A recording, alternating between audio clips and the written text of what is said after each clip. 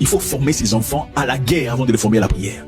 Formez vos enfants à la guerre avant de les former à la prière. Formez vos enfants à la guerre avant de les former. Sinon, ils deviendront plus en nichard. Oh, il faut m'aider. C'est injuste. Regardez comment il a pris mon sac. Mes beignets dans mon sac. Non, il faut former vos enfants. S'il y a un monsieur qui te touche de manière inappropriée, qu'il faut le pousser. S'il continue, tu lui casses la gueule. Et après, tu pries pour lui. Pour que Dieu le guérisse. Tout ce que vous faites dans la vie est basé sur la psychologie humaine. Une société d'hommes forts, d'hommes formés militairement, d'hommes forts mentalement, physiquement, ne peut pas être manipulé et subjugué et soumis à une oppression. Ce n'est pas possible. On ne peut soumettre une oppression que des gens qui sont incapables de se défendre, qui ne savent pas comment se battre, savent prier. Que le fait de ça, de bombarder mon ennemi. J'ai jamais vu ça, moi. Il faut se fortifier en tant que quelqu'un de bien ou de mal. Parce que le bien et le mal se définissent par rapport à la force. C'est celui qui est fort qui dit qu'est-ce qui est bien, qu'est-ce qui est mal. En d'autres termes, ce n'est que le fort qui établit la loi. Chaque homme est obligé de faire l'armée.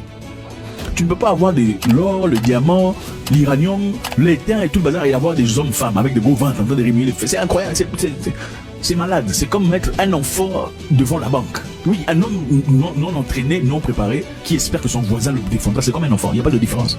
Il n'y a aucune différence. Moi, je pense que je dirais que l'Afrique dans son entièreté devrait former les gens militairement. Et là, je parle peu en n'importe le pays. On peut pas, le monde dans lequel on vit, on n'a pas pitié des gens. Ici, c'est l'homme qui mange, c'est celui qui est fort. Celui qui est fort mange. Il va t'imposer à signer et à négocier. Parce qu'il est fort. Parce que si tu étais fort, tu n'aurais pas négocié ou discuté. On ne négocie seulement qu'avec quelqu'un de fort.